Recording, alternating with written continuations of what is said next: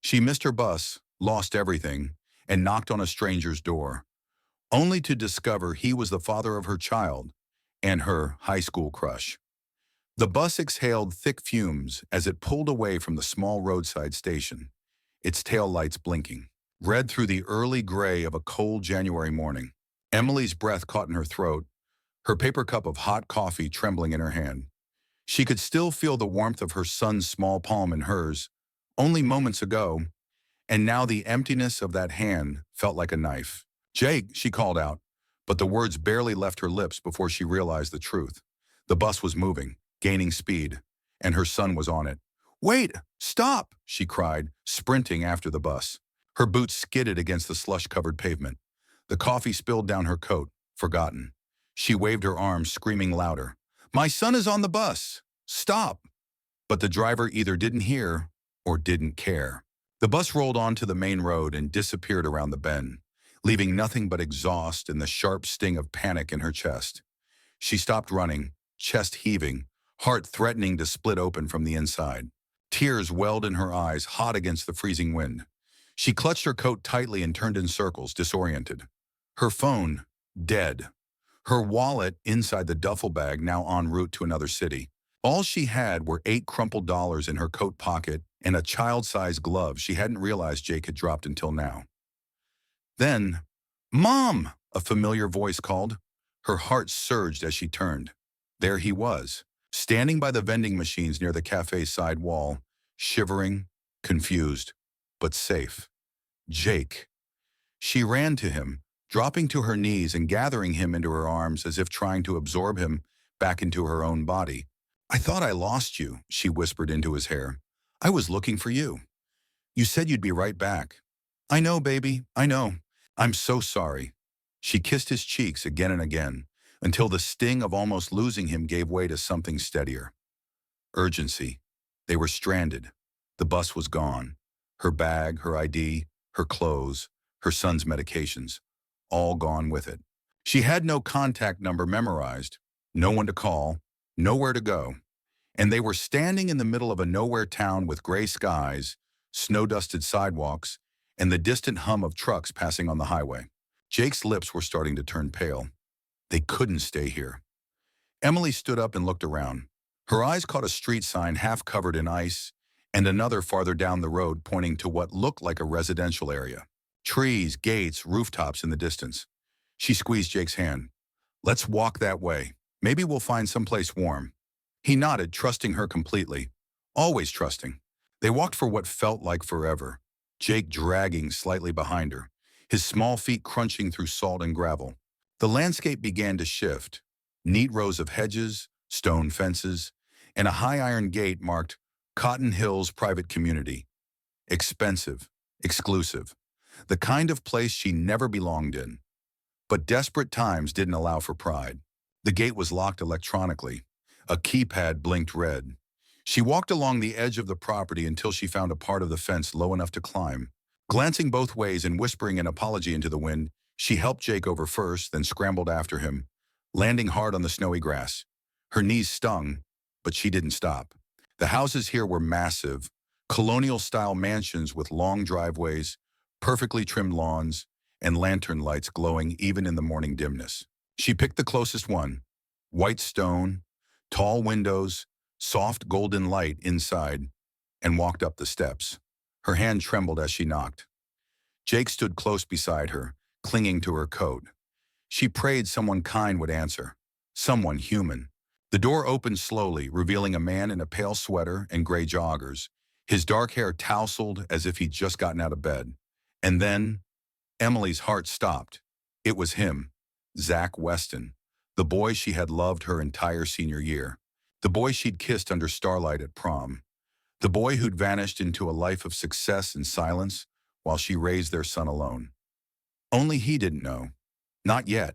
And standing here now, face to face with the past she had buried beneath 10 years of survival, Emily felt everything she had managed to control begin to unravel. Zach blinked, clearly confused at first. Then his gaze shifted from her to Jake, and he froze. "Emily?" he asked, his voice quieter than she remembered. She nodded slowly, her throat tight. "Hi, Zach." He stepped out slightly, his eyes narrowing on the boy beside her. Jake stared up at him. The same dark hair, the same sharp jawline, the same eyes. Emily held her breath. Zach opened the door wider and said the words she never expected. "You both better come in. You look freezing." And just like that, the past, complicated, fragile, and unfinished, walked right back into her life. The warmth inside the house was overwhelming after the hours spent in the cold. Emily didn't realize how numb she'd become until the heat of Zach's home wrapped around her like a heavy coat, dragging the exhaustion straight into her bones. Jake let go of her hand and wandered a few steps into the entryway, his eyes wide as they took in the high ceilings, polished floors, and the soft light spilling from hidden fixtures. Zach silently closed the door behind them and locked it. Not a threatening gesture, just instinct, protection. Still, the click of the lock made Emily's heart thump louder. She stood there, dripping slightly onto the rug, unsure of what to say. Should she apologize for showing up out of nowhere? Should she lie again? Say they were just lost travelers, no connection between them? Or should she tell the truth, that the boy now admiring the family photos on the wall was his son? But before she could speak, Zach moved past her toward the hallway and gestured gently. "You both look frozen. Come to the kitchen. There's heat, and I can make something warm." His voice wasn't cold, but it wasn't open either. Emily followed, leading Jake by the shoulders. The boy was quiet, always was around strangers, but his fingers clung to the edge of her jacket. As they passed into the open concept kitchen, the warmth of a gas stove hummed beneath the quiet. A kettle sat steaming softly on the range. The scent of cinnamon and maple lingered in the air. Pancakes? She couldn't remember the last time their morning had smelled like food. Zach pulled out a stool for Jake and motioned to a padded chair for her. Then he disappeared into the pantry, emerging with a pair of blankets and a tin of hot chocolate mix. Still not speaking. Still watching her. Emily pulled the blanket tight around Jake's shoulders and whispered, "Say thank you." Jake, eyes never leaving the flickering gas flame beneath the kettle, mumbled, "Thank you." Zach nodded, smiled faintly, and busied himself making the drinks. He moved confidently in the space like someone who lived alone and liked it that way. Yet nothing about this house felt lonely. Everything was in order. Warm, clean, lived in. She remembered that about him from school, too. Zach had always seemed put together in a way most teenage boys weren't. He wasn't loud. He wasn't cruel. But he held himself like he already knew who he was going to become. And maybe he had. He placed a steaming mug in front of Jake, and then another in front of Emily. Finally, their eyes met again. "You're really here," he said quietly. "I haven't seen you since..." She nodded. "Since prom night." The air between them shifted.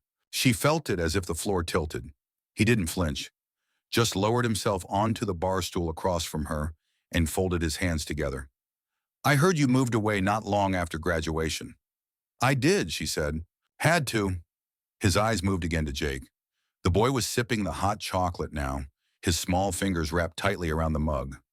A smear of cocoa clung to his upper lip. "He's 10? Zach asked, not looking at her. Emily hesitated. "Yes." Zach exhaled slowly, as if something inside him clicked into place. "You don't have to say it yet," he added quickly, glancing back at her. "But I'm not an idiot." She swallowed hard. "It's complicated."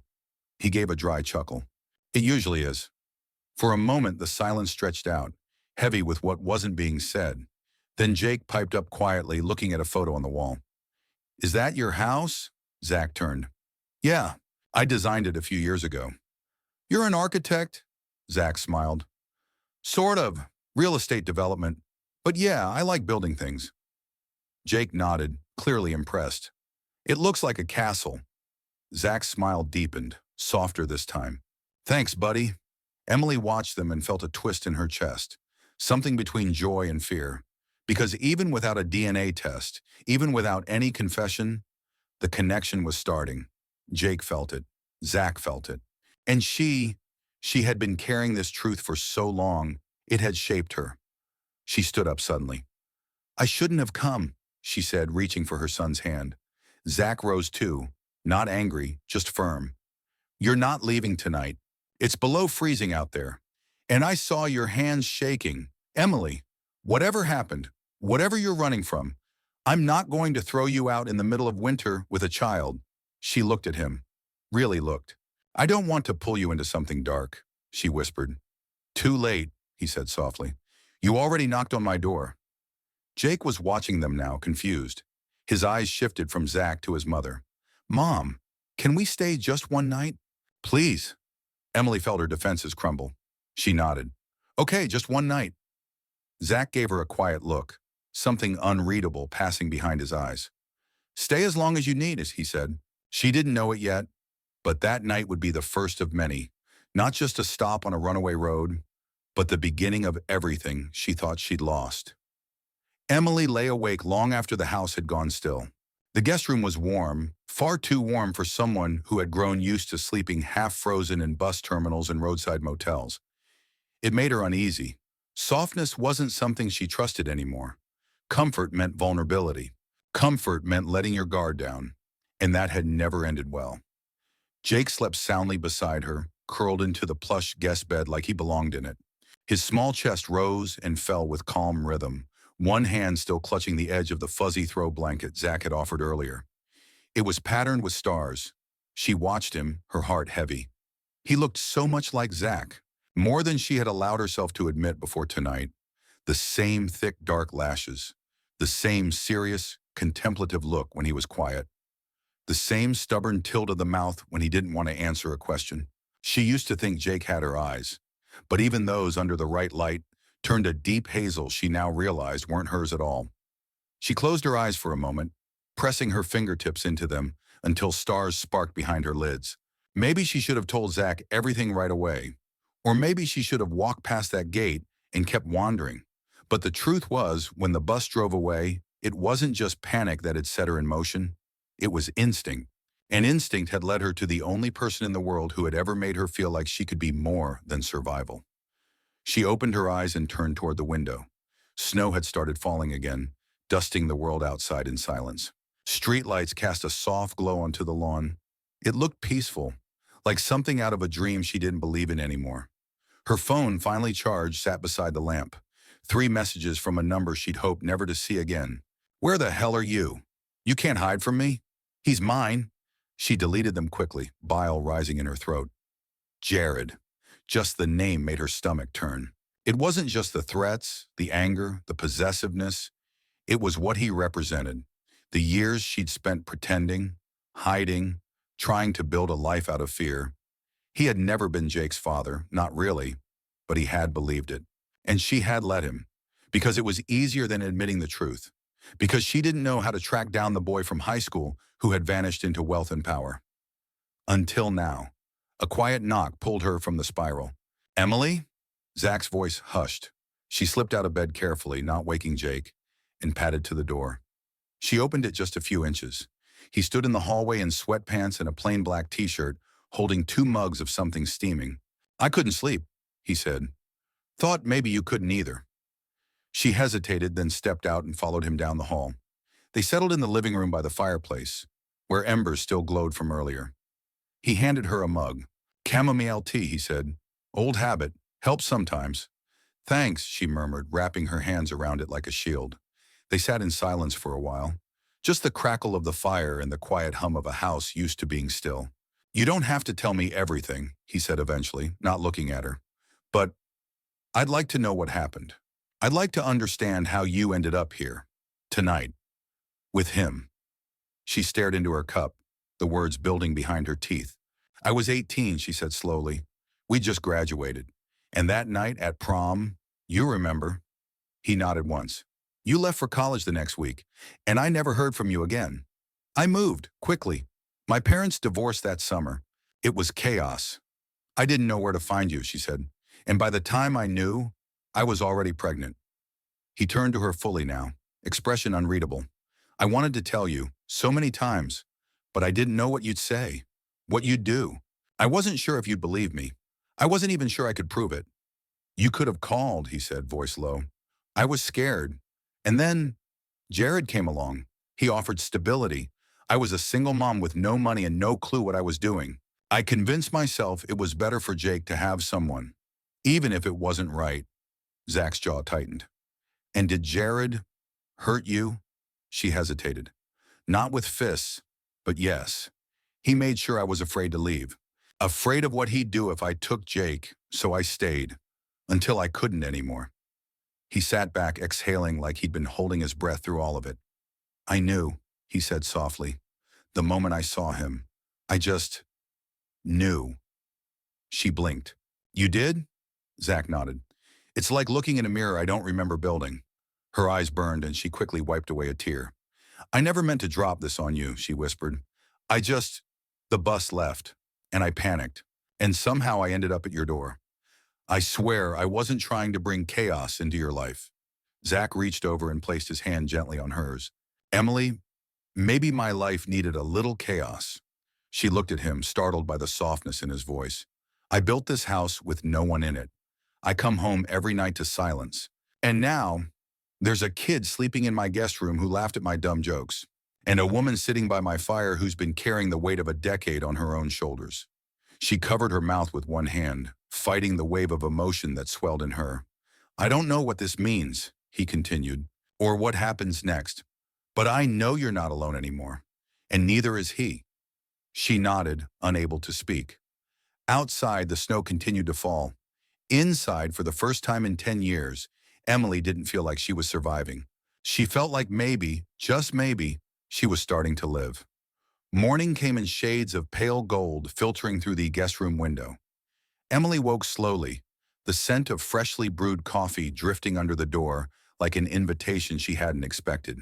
For the briefest second, she forgot where she was.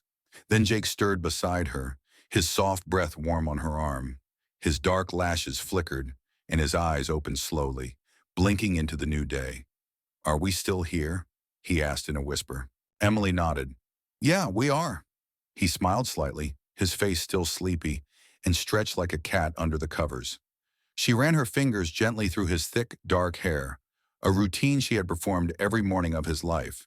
But something felt different this time. Something more fragile and unspoken hung in the air between them. She got up quietly and padded to the door. The hallway was empty and silent, but the smell of breakfast, bacon, toast, and eggs was impossible to ignore. Her stomach grumbled in protest. She realized she hadn't eaten since the vending machine sandwich at the last gas station almost 24 hours earlier. In the kitchen, Zach was already fully dressed, sleeves rolled to his elbows, flipping something in a pan with easy confidence. There was music playing softly from a speaker on the counter. Jazz, something warm and smooth that filled the space without overpowering it. Morning, he said, without turning around. Emily hovered in the doorway, unsure whether to step inside. Coffee's fresh. Mugs are in the top cabinet. She moved quietly into the room, still barefoot, still unsure of her place in this house that didn't belong to her. I can make Jake something if he's picky, Zach offered as he plated scrambled eggs with almost embarrassing neatness. I remember you liked pancakes in school, but I don't know if he takes after you or not. Emily blinked, surprised. You remember that? He turned then, meeting her eyes. I remember a lot of things. Their gaze held for a beat too long. She looked away first. He's not picky, she said, clearing her throat. He'll eat anything with syrup. Jake shuffled into the room a few moments later, dressed in the same jeans and hoodie as yesterday, but looking better rested than he had in weeks. His eyes lit up at the sight of the food. Wow, he murmured. Is that real bacon? Zach laughed. The realest. Hungry? Jake nodded quickly and climbed onto the nearest stool, already reaching for the plate. Emily sat beside him, sipping the coffee Zach had poured. It was strong and smooth with just enough sweetness. She hadn't realized how much she missed the taste of something made by someone else, something made for her. They ate mostly in silence. Jake devoured everything. Emily picked at her toast, her mind whirring with 1,000 thoughts she couldn't sort into anything coherent. Zach, though, was calm, relaxed, like this wasn't strange at all. After breakfast, Jake disappeared to explore the house with a mix of nervous energy and quiet awe. Zach showed him the backyard, the library room with the built-in ladder, and the entertainment den with an old pinball machine. Emily trailed behind, both grateful and unsettled by how quickly Jake warmed to him. It was mid-morning when Zach found her standing alone in the living room, staring at a photo on the mantel. It was him, younger, smiling with a woman she didn't recognize. My sister, he said behind her. Kara, She passed 3 years ago. Breast cancer. Emily turned, startled. I'm so sorry. He shrugged. She was the best person I ever knew. Smart, kind, didn't take crap from anyone. She used to tell me I spent too much time chasing money and not enough time figuring out what made me happy. Were you close? The closest. I've been trying to honor her advice ever since. Not sure I'm doing great at it. Emily looked around the house. The gleaming floors, the grand staircase, the perfectly coordinated furniture. You built all this. He nodded. But it never felt full. She looked down. Until now. He didn't answer that. Instead, he walked past her to the window, watching Jake in the backyard. The boy was attempting to balance on a garden stone like it was a tightrope, arms flailing slightly but laughing with abandon. He's incredible, Zach said quietly. You did that. On your own. Emily felt her throat tighten. Not all the way. I messed up a lot. We all do. A long silence fell between them. Emily, why didn't you tell me? She took a breath that felt like it scraped her ribs on the way in. I wanted to, so many times, but you were gone, and I was just a scared girl who didn't know how to reach you. I told myself maybe you didn't care. Maybe it was better if I kept him safe and out of the spotlight. And then, life just got harder. I made compromises, some bad ones. You mean Jared? She flinched at the name. He thinks Jake is his, always did. I never corrected him because I didn't know what would happen if I did. Zach's expression darkened. You think he's looking for you now? I know he is. His jaw clenched. Then you're not going anywhere. I don't care how complicated this is. You're staying here. Both of you. She looked at him, startled by the certainty in his voice. I can't ask you to take on that risk. You're not asking. I'm offering. But why? He stepped closer, close enough that she could smell the faint scent of cedar and something clean, like crisp linen. Because I lost 10 years, and I'm not losing one more. Emily didn't know what to say. She just stood there, her eyes burning with everything she couldn't voice. I don't know what we are, Zach said, or what we're supposed to be, but I know I want to know him. I want to be in his life. And yours if you'll let me. The words hit her like a wave, unexpected and full of warmth. Behind them, Jake's laughter rang out again. And for the first time in years, Emily allowed herself to believe that maybe the worst was behind them. That maybe, just maybe, something beautiful was trying to grow in the space where the wreckage once lived. It had been 3 days since Emily and Jake arrived at Zach's house. 3 surreal, quiet, impossible days. Days where Zach made them breakfast without asking questions. Days when Jake fell into easy laughter, helping Zach fix a broken outdoor light or learning how to make French toast without burning it. Days where Emily sat on the porch with a blanket over her shoulders and watched the snow melt into golden puddles of light, while her son threw snowballs in the yard with the man who, finally, without a doubt, knew he was his father. But Emily couldn't rest. Not really. She hadn't told Jake the full truth. She hadn't told Zach everything either. And she definitely hadn't told anyone that the feeling of being watched hadn't gone away since that first night. That she still sometimes jolted awake from nightmares, where Jared's hand grabbed her by the wrist, or that she jumped every time a car engine hummed too close to the window. On the 4th morning, it got worse. She woke early, just before dawn, to find her phone buzzing softly on the nightstand. A single message flashed on the screen. You're in some rich man's house now? That won't stop me. Her heart dropped. He knew. Somehow, Jared knew. She slipped quietly out of bed, careful not to wake Jake, and patted down the hall in her socks. The house was silent. Zach hadn't woken yet. She didn't want to alarm him, not when Jake was sleeping, not when the air still held the fragile peace of morning, but when she reached the kitchen, she saw something outside the window that froze her in place. A black car, parked just beyond the gate. It hadn't been there the night before. It could have been anyone, sure. A neighbor's guest, a delivery, someone lost. But her gut said otherwise. Her gut screamed. She stepped back from the window, her hand trembling. She picked up her phone and texted Zach, even though he was just 1 floor up. There's a car outside the gate. Black. Might be nothing, but I think it's him. Seconds later, she heard his door open upstairs. He was down the steps in a matter of moments, shirt half buttoned, barefoot but alert. He looked out the same window she had. It hasn't moved, he asked. She shook her head. He narrowed his eyes. I installed new security cameras last year. Let me check the feed. He walked to a control panel near the pantry and tapped through the interface like a pro. Within seconds, a grainy but live video stream showed the street outside the gate. The car was there. Engine off. No driver visible. Zach muttered under his breath and grabbed his phone. I know someone on the local police force, he said. Let me make a call. Emily stared at the screen, heart thundering. The silence between words said everything she didn't want to hear. It was him. Of course it was him. 10 minutes later, a sheriff's deputy came by, cruised the street, and knocked politely on the driver's window. No one was inside. The car was empty, engine still warm, registered to a rental agency in Arizona. No official crime. No cause for arrest. But Emily knew better. This wasn't random. This was a message. Zach stood at the door after the officer left, jaw tight, arms crossed over his chest. He didn't speak for a long time. Emily sat on the couch, arms wrapped around her knees, watching Jake upstairs through the glass railing.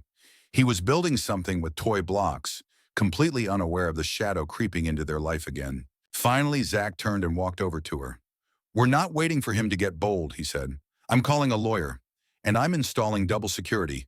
I have the money, I have the resources. I'm not letting him near you. Or Jake. His voice was sharp, fierce, protective. Emily looked at him, torn between gratitude and panic. But if he demands a DNA test, and if Jake's name gets dragged into this, then we fight, Zach said, eyes blazing. You've been fighting for years, Emily, alone. But now you're not. Tears blurred her vision, not because she was sad, but because the part of her that had been frozen for so long, shut off, buried, was starting to thaw. That night, Jake asked the question she had been dreading. Mom, who was that man in the car today? The one by the gate? She and Zach had tried to distract him, keep the police visit subtle, but he'd seen more than they thought. Emily knelt beside his bed and brushed the hair from his forehead. He's someone I knew a long time ago, she said carefully. Someone who thinks he still gets to tell us what to do. Jake frowned. Is he a bad guy? She hesitated, then nodded. Not a good one, at least. Does Dad know him? Emily froze. The word, Dad. Jake had said it so casually, so naturally. Zach was just down the hall, and for a second, Emily wondered if he'd heard. Zach is learning about all this, just like you are, she said. It's complicated, but what matters most is you're safe, and you're loved. Jake nodded, still frowning. He makes me feel safe. Her throat ached. She kissed his forehead. Then trust that. Later that night, she found Zach in the study, on a video call with someone in a suit and tie. Legal documents, security upgrades, restraining order filings. He was already 2 steps ahead of everything. When he saw her, he ended the call and stood. I meant what I said, he told her. I'm in this, whether you like it or not. She didn't argue. She just walked up to him and hugged him, not because she was scared, but because something inside her had shifted. This wasn't just about fear anymore. It was about finally letting someone in, letting him in, and realizing that after everything she had survived, maybe she was still allowed to want more than safety, more than escape. Maybe she could want a life.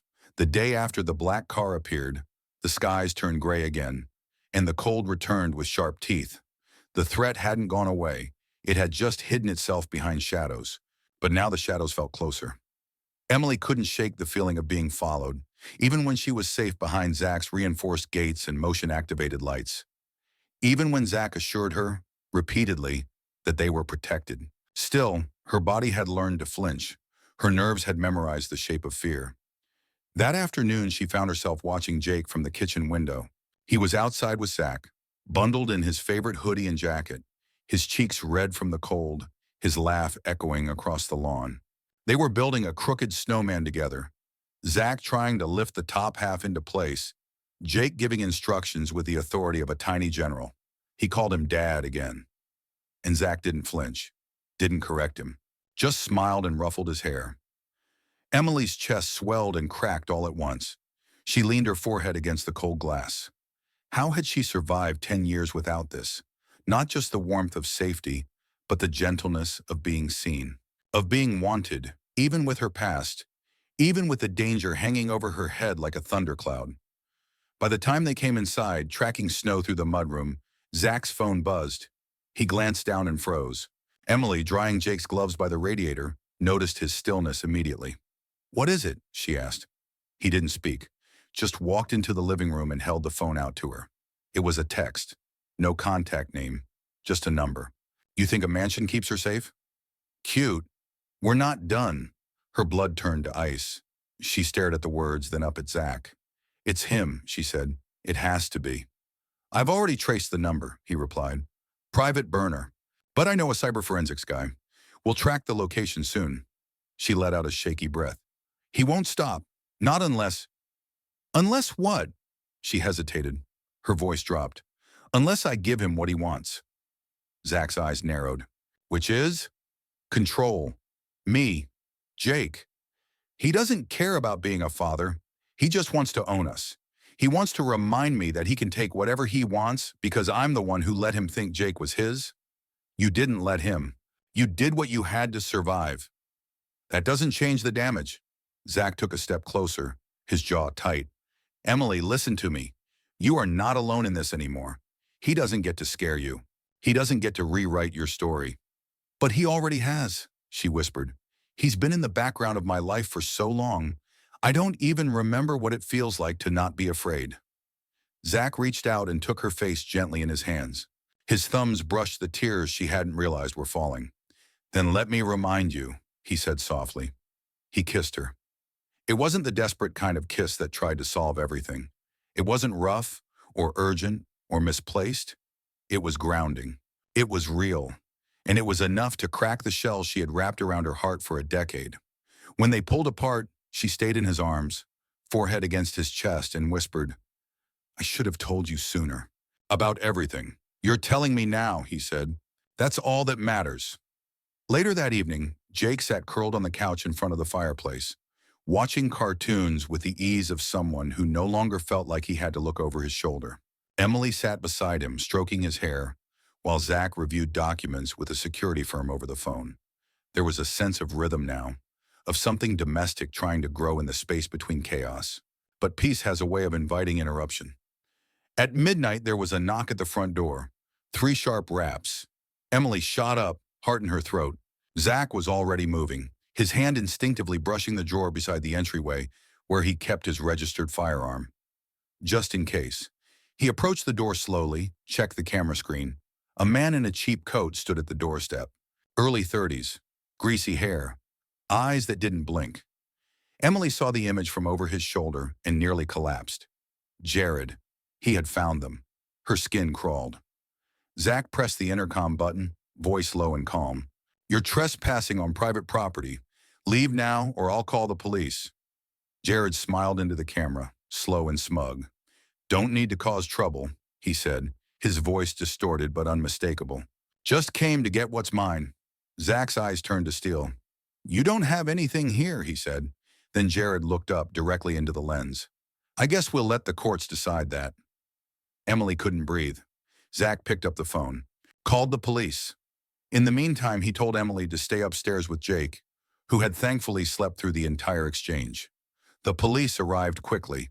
Jared was gone before they pulled up, but his shadow remained. That night, Emily couldn't sleep. She lay awake in Zach's bed, staring at the ceiling, feeling her pulse in her wrists, her throat behind her eyes. Zach held her hand in the dark, not speaking, just holding, like an anchor.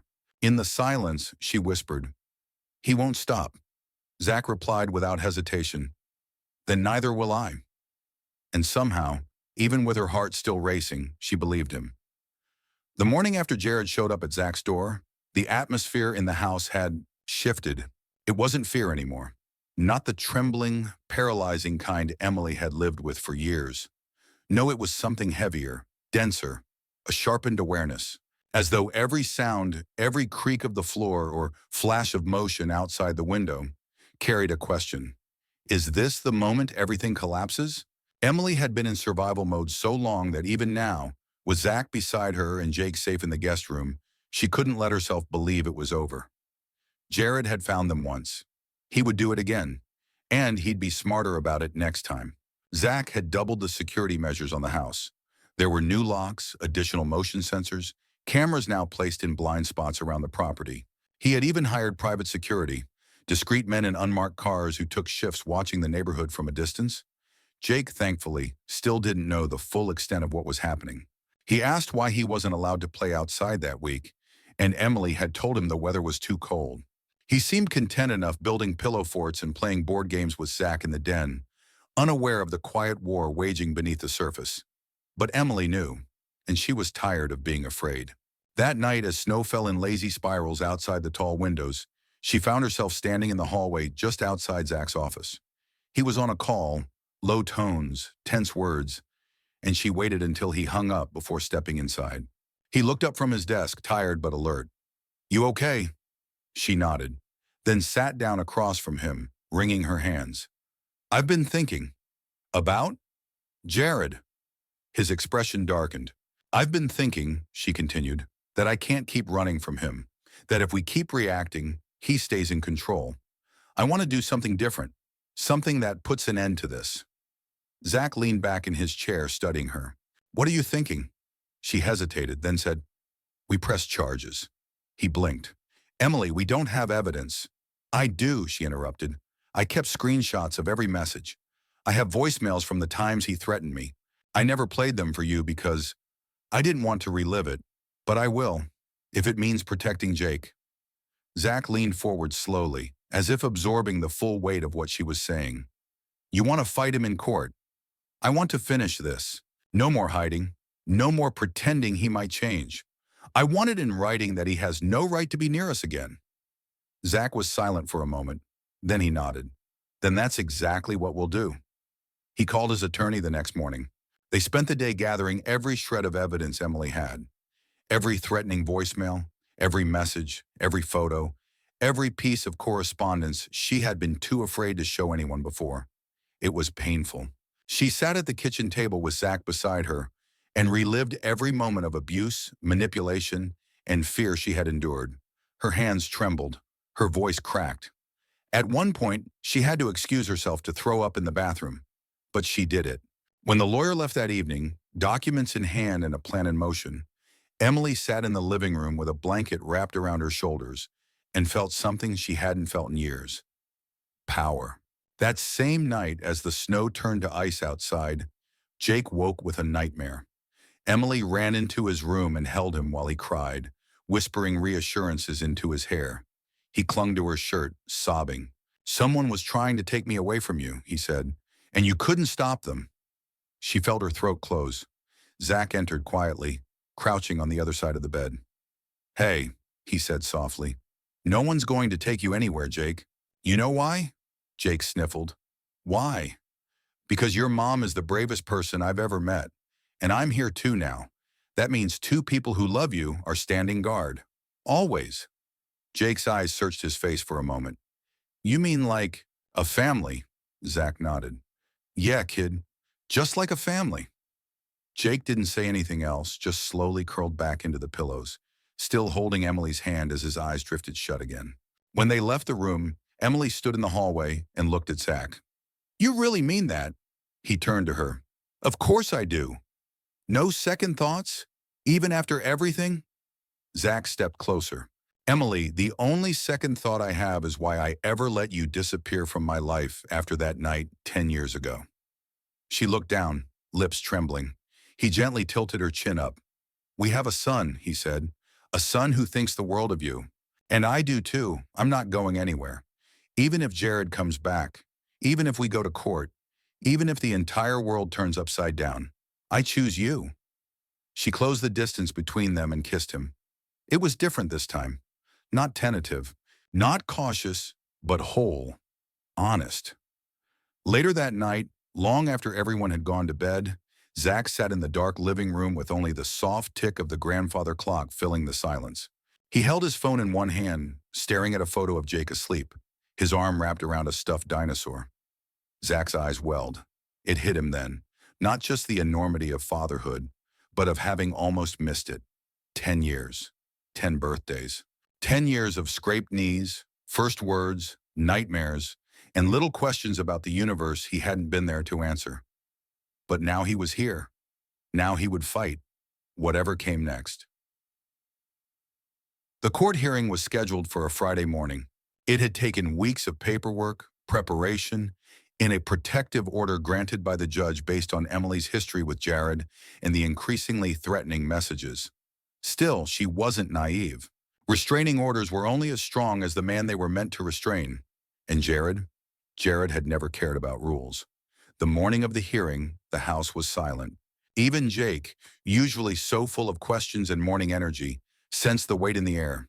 He ate his breakfast quietly, glancing between Zach and Emily, like he could feel something enormous was about to happen.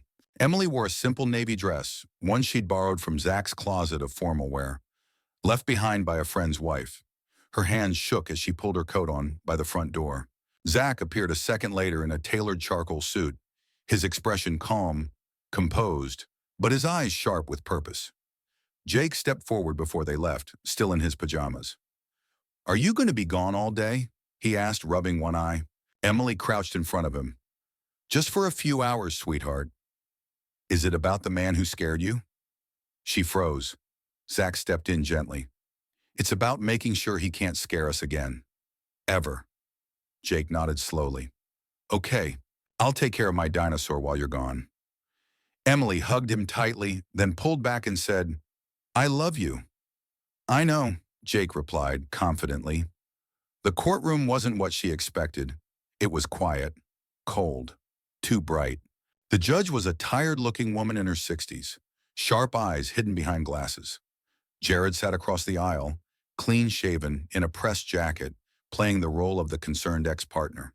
His eyes slid over Emily and Zach as if this were a game, like he was still in control. But she didn't look away. For the first time in years, she met his gaze without flinching. Zach sat beside her, his hand resting over hers the entire time. When Emily was called to testify, her heart thundered in her ears.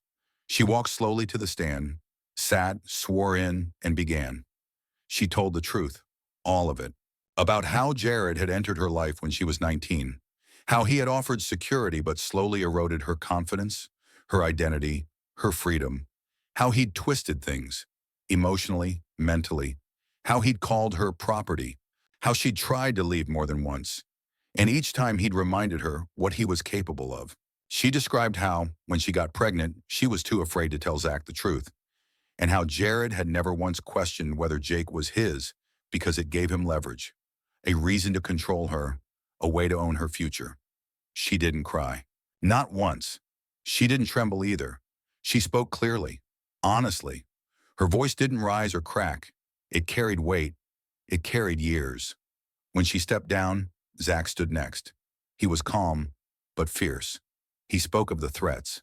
The night Jared showed up outside the house, the messages, the police reports. But more than that, he spoke of Jake, of the boy who didn't deserve to grow up under a shadow of fear, of the woman who had protected her son with everything she had, quietly, courageously, for a decade. When Jared's lawyer tried to paint the picture of a jealous ex-boyfriend being alienated from a child he believed was his, Emily's attorney calmly presented medical records. A court-ordered DNA test had already been submitted. Jake was Zach's son, and Zach had filed for legal paternity. Jared's expression cracked for the first time as those words were spoken in open court. It was over. The judge returned 2 days later with her ruling. The restraining order was extended indefinitely. Jared was banned from contacting Emily or Jake in any capacity, and any violation would lead to immediate arrest. Zach's paternity was legally confirmed, and Emily retained full custody. The next few weeks were a blur of paperwork and slow healing. Emily cried one night in the shower, letting the weight she'd carried for 10 years finally fall off her shoulders. Not because of grief, but because she didn't have to look over her shoulder anymore. She could breathe. Jake's birthday came 2 weeks later. He turned 11, surrounded by cake, balloons, Zach's laughter, and a backyard full of snow-dusted lights strung across the trees. Zach gave him a baseball glove and promised to teach him how to throw properly when spring came. Emily baked his favorite cookies, peanut butter with chocolate chips, and Jake declared them legendary. That night, after everyone had gone, after Jake had fallen asleep on the couch curled beside a movie he didn't finish, Zach and Emily sat on the back patio under a blanket. They watched the stars. "You ever think," she whispered, "how crazy it is that we ended up here after all of it?" Zach looked at her. "All the time." She turned toward him. "I spent so long thinking I'd ruined everything, that you'd never want me, that if you knew the truth—" "I know the truth," he interrupted gently, "and I've never wanted you more." Her eyes filled again, this time not from pain, but from the stunning, unfamiliar weight of peace. "I don't want to be afraid anymore," she whispered. "Then don't be," Zach said. "Be home instead. With us." She reached into her pocket, pulled out something small, Jake's first drawing of the three of them, stick figures with big smiles and messy handwriting. "Home," she echoed. "Yeah, I think we're finally home." They kissed under the stars, soft and slow. The past didn't vanish, it didn't dissolve, but it no longer owned her, no longer defined her. What defined her now was this: a boy she loved beyond reason, a man who had waited a decade and still said yes, a life she had rebuilt, one truth at a time, and the undeniable beautiful truth that sometimes, even the most broken stories could end in light. Not with a perfect fairy tale, but with something better, something real, something earned. As the writer of this story, I believe the ending captures something deeper than just romance or suspense. It reflects the quiet power of healing. Emily's journey was never just about escaping Jared or reconnecting with Zach.